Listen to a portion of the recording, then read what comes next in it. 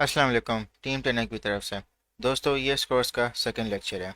आप सबको पहले मैं इन्फॉर्म कर दूं कि क्रिप्टो, स्टॉक्स, फॉरेक्स इन तीनों को हम बहुत डिटेल में स्टडी करेंगे, मगर उससे पहले हमें टेक्निकल एनालिसिस सीखना होगा। इसलिए क्योंकि टेक्निकल एनालिसिस स्टडी होती है प्राइस पैटर्न्स की। तीनों फाइनेंशियल मार्केट्स हैं, तो तीनों में प्राइस पैटर्न्स होते हैं। तो अगर हम टेक्निकल एनालिसिस पहले स्टडी कर लेंगे तो उनके बाद हम बेहतर बाकी डिटेल्स में जा सकते हैं। दोस्तों, थ्रू आउट दिस लेक्चर आप पेन, पेपर, पेंसिल अपने पास रखें ताकि आप इंपॉर्टेंट पॉइंट्स को नोट डाउन कर सकें। और मैं फिर रिपीट कर रहा हूँ, आप जब भी इस कोर्स को कंप्लीट करेंगे तो आपने 2 महीने डेमो ट्रेडिंग प्रैक्टिस करनी है।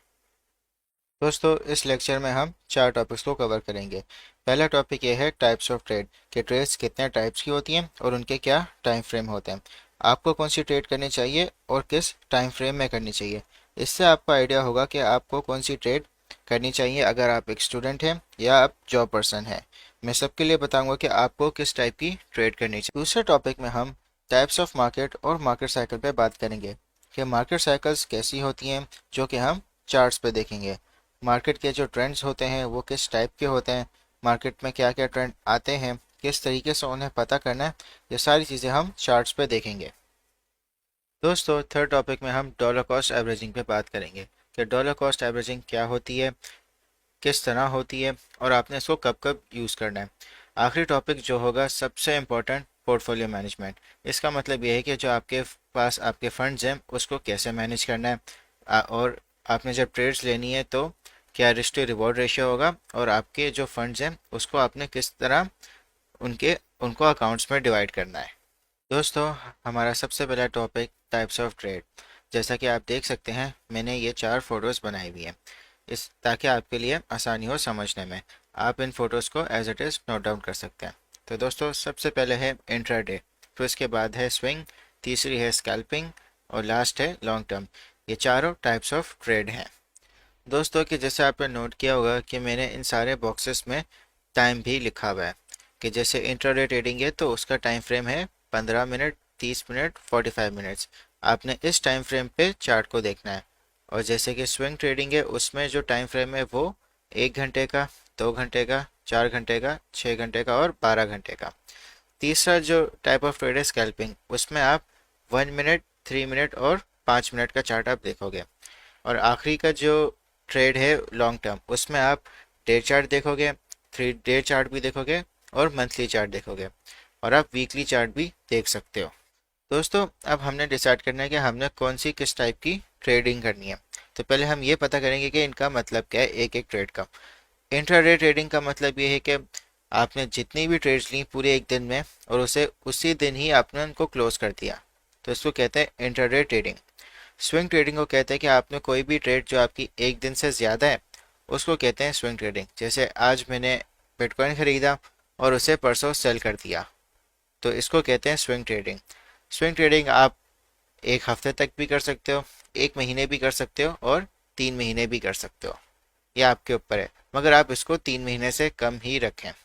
अब स्कैल्पिंग, स्कैल्पिंग जैसे मैंने कोई भी चीज़ खरीदी $1 की, उसको मैंने 1.01 पे सेल कर दिया, छोटा सा मैंने प्रॉफिट बना दिया। स्कैल्पिंग आप 5 मिनट में भी कर सकते हो, 10 मिनट भी कर सकते हो, प्रोवाइडेड कि आपने उसको जल्दी क्लोज करना है। अच्छा, लॉन्ग टर्म में ये है कि आपने कोई भी चीज़ खरीदी जो 3 महीने से ज़्यादा है, 3 महीने, 6 महीने, 1 साल, 2 साल, 3 साल, उसमें आप बहुत ज़्यादा प्रॉफिट बना सकते हो, तो इसको कहते हैं लॉन्ग टर्म ट्रेडिंग। तो दोस्तों, अब डिसाइड करते हैं कि आपको कौन सी ट्रेड करनी है। अगर आप फुल टाइम ट्रेडिंग को दे सकते हो तो आप इंट्राडे और स्विंग करो, लेकिन अगर आप बिगिनर हो तो आप स्विंग से स्टार्ट करो, क्योंकि जब आप प्रॉफिटेबल हो जाओगे तो आपके लिए इंट्राडे बहुत ही आसान होगा। अगर आप एक स्टूडेंट हो, आपको स्कूल या कॉलेज जाना है और उसके बाद आप ट्रेडिंग को टाइम दे सकते हो, तो आप स्विंग पे ज़्यादा फोकस करो और लॉन्ग टर्म पे। लॉन्ग टर्म एक तरीके से आपकी इन्वेस्टमेंट है जो आपके फंड को काफ़ी बढ़ाएगा। अगर आप जॉब करते हो तो आप स्विंग को प्रेफर करो। इंट्राडे और स्कैल्पिंग इसलिए नहीं क्योंकि उसमें आपको बहुत ज़्यादा अवेलेबल होना चाहिए। दोस्तों, हम ट्रेंड्स पे बात करते हैं। ट्रेंड का मतलब यह है डायरेक्शन। मार्केट में 3 टाइप के ट्रेंड होते हैं। एक होता है अप ट्रेंड, यानी कि जो प्राइजेज हैं वो मुसलसल प्राइस कर रहे हैं। आपको चार्ट में इसका प्रैक्टिकल एप्लीकेशन इस तरह नजर आएगा, क्योंकि हम हमेशा मार्केट में बाइंग और सेलिंग हो रही होती है। मगर जो एक आपको एक जनरल सा एक व्यू मिलेगा कि जो प्राइस है वो मुसलसल ओवर टाइम बढ़ रही है। जैसे जो प्राइस थी वो $5 पे थी, और इस अप ट्रेंड में प्राइस पहुंच गई आपकी $50। तो ये एकदम से शूट अप नहीं होगी, ये एक ओवर टाइम ये प्राइस बढ़ेगी $50 पे। और वो आपको फेजेस में नज़र आएगा कि एक बहुत ज़्यादा बाइंग होगी यहाँ पे जिससे प्राइस शूट अप करेगी, फिर कुछ प्रॉफिट टेकिंग होगी, फिर ज़्यादा बाइंग होगी, फिर प्रॉफिट टेकिंग होगी। तो इस तरह एक अप ट्रेंड बनता है। दोस्तों, जो दूसरा ट्रेंड है उसको कहते हैं डाउन ट्रेंड, यानी जो प्राइस है वो मुसलसल आपकी घिरेगी, और वो आपको इस तरह नज़र आएगा कि जो प्राइस आपकी $50 पे थी वो 40 पे आ गई, फिर वापस 43 पे आई, फिर 40 से सीधा 35 पे गिर गई, फिर 38 आ गई, और फिर सीधा आपकी $30 पे गिर गई। इसको कहते हैं कि प्राइस एक डाउन ट्रेंड में आ रहा है। मुसलसल एक फेज है जिसमें प्राइस गिर रहा है, क्योंकि बहुत ज़्यादा प्रॉफिट टेकिंग हो रही है, और या फिर लोग जो हैं वो अपनी पैनिक सेलिंग की वजह से लॉसेस रियलाइज कर रहे हैं। और दोस्तों, जो तीसरा ट्रेंड होता है उसको कहते हैं हम साइडवेज, यानी जो प्राइस है वो एक ही पैटर्न्स बना रही है। आपको उसका प्रैक्टिकल एप्लीकेशन इस तरह नजर आएगा कि प्राइस बढ़ी और फिर गिरी और फिर वापस बढ़ी, सेम प्राइस पे आ गई और फिर उसी प्राइस पे वापस गिर गई, फिर से ये तीसरी बार भी रिपीट हुआ और वापस उसी प्राइस पे गिर गई। तो ये एक साइकिल चलती है जिसमें ये जो प्राइस है वो उसी प्राइस पे ऊपर आएगी, फिर गिरेगी, फिर वापस उस प्राइस पे आएगी, क्योंकि यहाँ पे बाइंग और सेलिंग दोनों एक ही स्पीड से हो रही है। तो तभी एक रिपीट सा एक पैटर्न बनना है, यानी यहाँ पे बायर्स हैं, फिर वो सेल करते हैं, फिर वो दोबारा यहाँ बाय करते हैं, फिर वो सेल करते हैं। तो इस तरह ये पैटर्न एक रिपीट होता है। तो दोस्तों, अगर मैं आपको तीनों ट्रेंड्स टेस्ला के चार्ट में एक्सप्लेन करूं, तो आप यहाँ देखें कि यहाँ पे एक अप ट्रेंड हुआ है कि प्राइस मुसलसल बढ़ी है। और अगर आपको डाउन ट्रेंड देखना है तो आप यहाँ देखें कि यहाँ से मुसलसल प्राइस काफ़ी टाइम के लिए गिरी है। और अगर आपको साइडवेज मूवमेंट देखनी है तो आप यहाँ पे आप पैटर्न देख सकते हैं कि यहाँ पे सेम बाइंग और सेम सेलिंग और फिर वापस बाइंग फिर और सेलिंग। तो यहाँ पे एक रिपीट सी साइकिल बन रही है, तो इसको कहते हैं साइडवेज।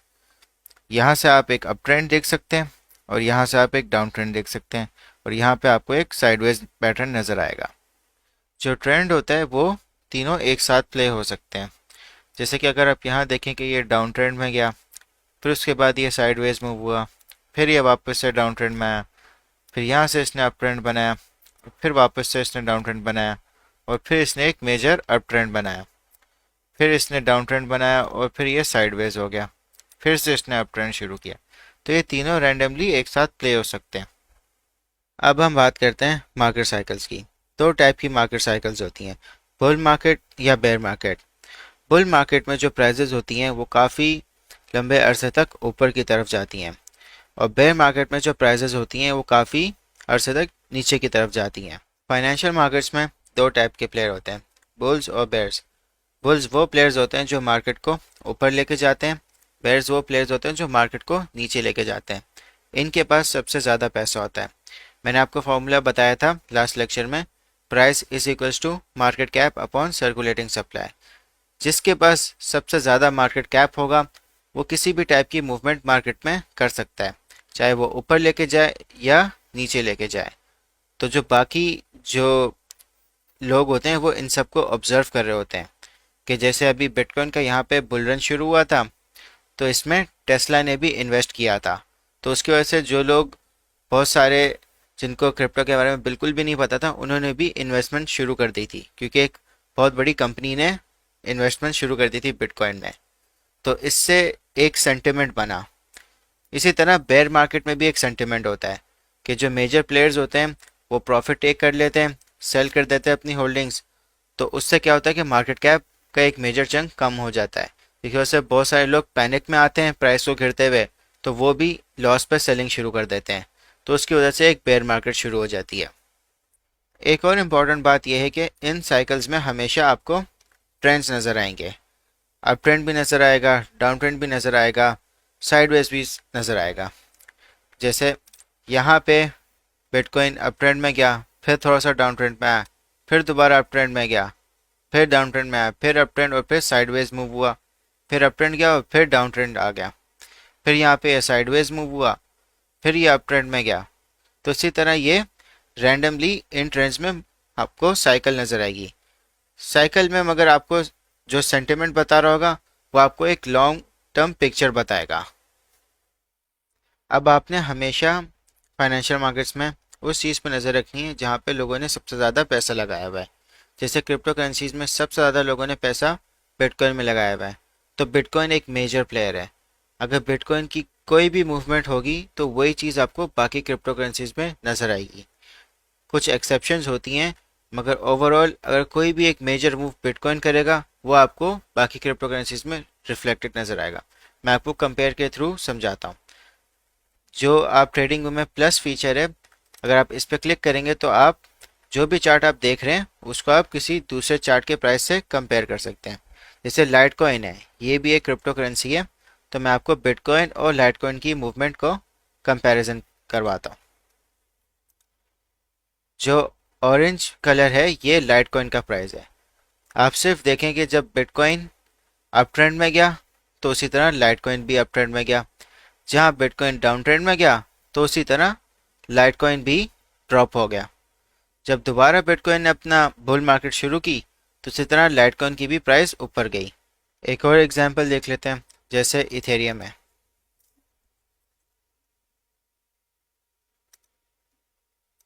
जो ब्लू कलर है वो इथेरियम है। जैसे बिटकॉइन जब अप ट्रेंड में आया तो इथेरियम भी अप ट्रेंड चला गया, जहां बिटकॉइन डाउन ट्रेंड में आया इसी तरह इथेरियम भी डाउन ट्रेंड में आ गया। जब दोबारा बिटकॉइन अप ट्रेंड में गया तो इसी तरह इथेरियम भी अप ट्रेंड में आ गया। तो बिटकॉइन की जो मूवमेंट है वो बाकी आपको करेंसीज में नज़र आएगी, तो आपने केयरफुली हमेशा बिटकॉइन को ऑब्जर्व करना है। आई होप दोस्तों आप सबको ट्रेंड्स, टाइप ऑफ ट्रेंड्स और टाइप ऑफ मार्केट साइकिल्स दोनों क्लियर हो गई होगी। दोस्तों अब मैं आपको डॉलर कॉस्ट एवरेजिंग एक्सप्लेन करता हूँ। डॉलर कॉस्ट एवरेजिंग एक टेक्निक है जिससे आप अपनी इन्वेस्टमेंट को एवरेज आउट करते हो। एग्जाम्पल के तौर पे जैसे जो भी आप मंथली अर्न करते हो आप उसका 10% बिटकॉइन में इन्वेस्ट कर देते हो। ये टेक्निक इतनी इफ़ेक्टिव है, इसको मैं आपको एक स्टोरी की तरह समझाता हूँ। आप और आपके दोस्त दोनों आप लोग बिटकॉइन में इन्वेस्ट करना चाहते हो। आप दोनों के पास $12,000 का फ़ंड है। आपका दोस्त बोलता है कि मैं एक ही दफ़ा बिटकॉइन खरीद लूँगा, और आप कहते हो कि आप हर महीने $1,000 का बिटकॉइन खरीदोगे। दोनों का फंड साइज सेम है, सिर्फ स्ट्रैटेजी डिफरेंट है। आपका दोस्त एक ही दफ़ा खरीद लेगा और आप हर महीने $1,000 का खरीदोगे। तो जनवरी का टाइम है, बिटकॉइन का प्राइस 40,000 है, तो आपके दोस्त ने बिटकॉइन $40,000 का खरीद लिया और टोटल क्वांटिटी उसके पास 0.3 आ गई। आपने क्या किया, 40,000 का बिटकॉइन था, आपने $1,000 का बाय कर लिया। उसकी क्वांटिटी आपसे 10 टाइम्स ज़्यादा है और आपकी उसकी 10 टाइम्स कम है। फिर भी आपका नेक्स्ट मंथ आया, उस वक्त बिटकॉइन का प्राइस और ज़्यादा था, 45,000 पर था, आपने फिर $1,000 का ख़रीद लिया। फिर उससे नेक्स्ट मंथ आपने $1,000 का ख़रीद लिया और कंटिन्यूसली आपने 12 महीने $1,000 का ख़रीदते रहे, मगर आपने प्राइस को नहीं देखा। फिर साल का एंड हुआ, उस वक्त बिटकॉइन $20,000 पे क्लोज हुआ। तो आप और आपके दोस्त दोनों बैठे, तो आपके दोस्त ने पूछा कि आपके इस वक्त वैल्यू क्या है।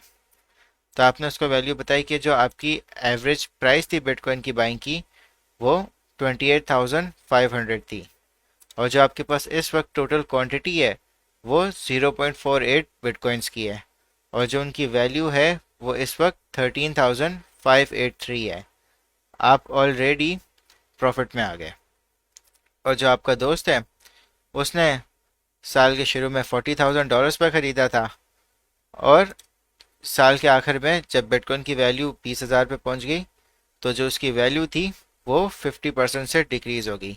$6,000 का उस वक्त टोटल उसकी वैल्यू उसके पास पड़ी हुई है अभी बिटकॉइन की। दोस्तों अगर हम सिर्फ कंपेयर करें, दोनों का फंड साइज सेम था, सिर्फ बाइंग स्ट्रैटेजी डिफरेंट थी। आपने उन महीनों का फ़ायदा उठा लिया जहाँ पे बिटकॉइन बहुत ज़्यादा कम प्राइस पे था, तो इससे आप ज़्यादा क्वांटिटी बाय कर सके। तो इससे क्या हुआ, आपका जो एवरेज प्राइस था वो भी काफ़ी रिड्यूस हो गया, आपकी क्वांटिटी भी बढ़ गई, और आप इवन के बिटकॉइन जब 50% अपनी वैल्यू ड्रॉप कर गया तो तब भी आप प्रॉफिट में थे।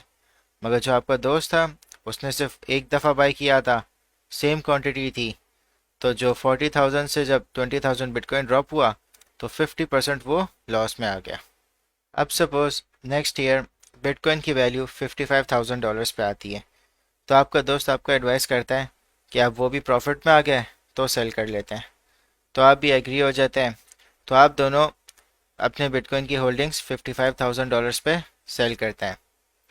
जो आपका दोस्त था उसने प्रॉफिट बना लिया 4,500 और 38% रिटर्न ओवरऑल अपने $12,000 के फंड पे। जो आपने प्रॉफिट बनाया वो आपने बनाया 14,213, यानी 118% आपने रिटर्न बना लिया। डॉलर कॉस्ट एवरेजिंग की वजह से आपकी क्वांटिटी भी ज़्यादा होगी और आपकी एवरेज परचेजिंग प्राइस भी। तो आपने कभी भी 100% बाइंग नहीं करनी, हमेशा इन पार्ट्स बाय करें, डॉलर कॉस्ट एवरेज करें, तो आप लॉन्ग टर्म हमेशा फ़ायदे में होंगे। दोस्तों, डॉलर कॉस्ट एवरेजिंग का भी एक तरीका है, आपने हमेशा मार्केट साइकिल को डिटरमाइन करना है। मार्केट साइकिल आपको सेंटिमेंट से पता चलेगा। जैसे यहाँ पे बिटकॉइन की बुल मार्केट थी, तो अगर मैं डॉलर कॉस्ट एवरेजिंग कर रहा होता तो मैं यहाँ पे बाय करता, फिर मैं यहाँ बाय करता, फिर मैं यहाँ बाय करता। इवन अगर आप यहाँ देखें तो यहाँ पे एक डाउन ट्रेंड आ गया है, तो मैं यहाँ पे बाय कर लेता, फिर मैं दोबारा बाय करता, फिर मैं दोबारा बाय करता। जहाँ तक मेरे फंड की कैपेसिटी है मैं अपनी बाइंग कंटिन्यू रखता। मगर दोस्तों, आपने हमेशा प्रिपेयर रहना है कि हमेशा हर मार्केट साइकिल का एक टॉप होता है। बुल मार्केट का टॉप होता है, बेयर मार्केट का बॉटम होता है। तो आपने हमेशा प्रिपेयर रहना है कि कभी ना कभी वो टॉप रीच होगा। जब बुल मार्केट अपने टॉप पे पहुंचती है तो वो क्रैश हो जाती है, क्योंकि मैक्सिमम जिन लोगों ने बाइंग की होती है वो प्रॉफिट टेक करते हैं। तो जब क्रैश होती है तो बहुत सारे पैनिक सेलर्स होते हैं, वो लॉस में सेल करते हैं। तो आपने हमेशा एक साइकोलॉजिकल लेवल रखना है कि आपने वहाँ पे सेल करनी है। और जब भी आपका अगर 200% रिटर्न बन जाए तो आप हमेशा 50% अपनी होल्डिंग्स को सेल करें, ताकि जो आपका कैपिटल है वो आपके पास आ जाए। तो अगर मैं सेल करता तो मैं यहाँ पे सेल कर देता, मगर फिर भी अगर मुझे यहाँ पे भी मौका मिलता सेल करने का तो मैं यहाँ पे भी सेल कर लेता, क्योंकि मैं ऑलरेडी यहाँ पे ऑलरेडी इतना प्रॉफिट में हूँ। तो इवन अगर जो मैंने यहाँ पे भी बाइंग की है वो भी मैं उसको कंपनसेट कर लेता इन सब के प्रॉफिट से। तो आपने हमेशा तैयार रहना है कि आपने कभी ना कभी सेल करना है, और आपने मार्केट सेंटिमेंट को बहुत ध्यान से इवेल्युएट करना है। और अगर आप बेयर मार्केट में होते हैं, बेयर मार्केट हमेशा बेस्ट टाइम होती है डॉलर कॉस्ट एवरेजिंग के लिए, क्योंकि आप हमेशा लोएस्ट प्राइस से आप ज़्यादा क्वांटिटी बाय कर सकते हैं। मगर हमेशा आपने, फिर से दोबारा मैं कह रहा हूँ, सेंटिमेंट को देखना है। बहुत ऐसा भी होता है कि बुल मार्केट से ज़्यादा देर बेयर मार्केट भी रहती है। तो आपने अपना रिस्क को मैनेज करना है कि आपको जो आप पैसा लगा रहे हो उसको आपको इमीडिएटली ज़रूरत नहीं है। डॉलर कॉस्ट एवरेजिंग का रूल ही यही है कि आप लॉन्ग टर्म होल्ड करो, ताकि आप उसको मैक्सिमम सेल कर सको हाई प्रॉफिट पे। तो अगर आप बेयर मार्केट में डॉलर कॉस्ट एवरेजिंग करते हैं तो आप हमेशा पहले बुल मार्केट का साइकिल ओवर होने को आप कंफर्मेशन देखोगे, वो आपको सेंटिमेंट से पता चल जाएगा। आगे जब हम टेक्निकल एनालिसिस कोर्स में पढ़ेंगे तो हम आपको इंडिकेशंस बताएंगे कि जहाँ पे बुल मार्केट ख़त्म हो गई है। तो अगर आप बेयर मार्केट में डॉलर कॉस्ट एवरेजिंग करते हैं तो आप थोड़ा थोड़ा इन पार्ट्स में बाय करते हैं। यहाँ पे कुछ बाय कर लेते हैं, फिर यहाँ कुछ बाय कर लेते हैं, फिर कुछ यहाँ बाय कर लेते हैं। तो आप एक सीक्वेंस रखते हैं। अब हमारा जो लास्ट टॉपिक है वो है पोर्टफोलियो मैनेजमेंट। पोर्टफोलियो मैनेजमेंट को मैं नेक्स्ट पार्ट में कवर करूँगा। ये सेम लेक्चर है, इसका पार्ट 2 होगा। ये जो पोर्टफोलियो मैनेजमेंट है वो बहुत ही इम्पोर्टेंट कॉन्सेप्ट है। ये पूरा आपका ट्रेडिंग करियर डिटरमाइन करता है। जितना बेहतर आपका पोर्टफोलियो मैनेजमेंट होगा उतने आप मार्केट में सक्सेसफुल होगे। जितना अगर आपका वीक होगा उतना जल्दी आप मार्केट से एग्जिट हो जाओगे। आप याद रखें, मार्केट 24/7 है, मगर जो आपका पोर्टफोलियो है वो आपकी रिस्पॉन्सिबिलिटी है। तो इसलिए इस लेक्चर का पार्ट 2 पोर्टफोलियो मैनेजमेंट पे होगा, जो आप सेपरेटली देखेंगे। हमने इस लेक्चर में types of trades, types of markets और डॉलर कॉस्ट एवरेजिंग को कवर किया है। अब मैं आपको क्विज दूंगा, उसके आंसर्स आपने कमेंट सेक्शन में देने हैं और मैं आपके आंसर्स चेक करके आपको फीडबैक दूंगा। Best of luck. क्विज में आप सब ने सबसे पहले क्वेश्चन 1 आंसर करना है कि क्या टाइम फ्रेम्स है इंट्राडे ट्रेडिंग के, स्कैल्पिंग के, स्विंग के और लॉन्ग टर्म के। आपने इन सब के टाइम फ्रेम्स बताने। क्वेश्चन 2 में आपने बताने के ट्रेंड क्या है इस प्राइस सीक्वेंस पे। इस प्राइस सीक्वेंस को आप क्लोजली मॉनिटर करें और बताएं कि क्या ट्रेंड चल रहा है इन प्राइसेस को देख के। फिर आपने क्वेश्चन 3 में बताना है कि बुल्स क्या होते हैं और क्वेश्चन 4 में आपने बताना है कि बेयर्स क्या होते हैं। क्वेश्चन 5 सबसे इंपॉर्टेंट है, इसको आपने लाजमी अटेम्प्ट करना है। आपने घबराना नहीं है, बहुत ईजी सवाल है, ठीक है। अगर आपको मुश्किल लगे आप इस लेक्चर को दोबारा रिपीट कर लें डॉलर कॉस्ट एवरेजिंग का। आपके पास $36,000 हैं इन्वेस्टिंग के लिए। आप $12,000 इन तीनों में आपने इन्वेस्ट करना है, ठीक है। $12,000 आप टेस्ला में करोगे, $12,000 आप बिटकॉइन में करोगे और $12,000 आप यूएस डॉलर में करोगे। जब आपने $12,000 सारा आपने इन्वेस्ट कर लिया, फिर अगले साल आप टेस्ला को बेचोगे $2,000 पे, फिर आप बिटकॉइन को बेचोगे $75,000 पे और यूएस डॉलर को आप बेचोगे 220 पे। ये सारे मंथ्स हैं, ये इन सब के प्राइसेस हैं, ठीक है। आपने अपनी एवरेज बाइंग, टोटल क्वांटिटी और प्रॉफिट कैलकुलेट करना है, जैसे मैंने डॉलर कॉस्ट एवरेजिंग के आपको एक्सप्लेन की थी। और याद रखना, आप $1,000 हर महीने इनमें इन्वेस्ट कर रहे हो, यानी जनवरी में आपने 1,000 इन्वेस्ट किया, फेब में आपने 1,000 इन्वेस्ट किया और सो ऑन आपने 12 महीने 1,000 इन्वेस्ट किया, ठीक है। फिर उसके बाद आपने अपनी एवरेज बाइंग कैलकुलेट करनी है, आपका टोटल क्वांटिटी कैलकुलेट करनी है और प्रॉफिट, ये आपने तीनों की कैलकुलेट करनी है, टेस्ला की भी, बिटकॉइन की भी और यूएस डॉलर की। एवरेज बाइंग का आपको फॉर्मूला मैंने यहाँ पे लिख के दे दिया है।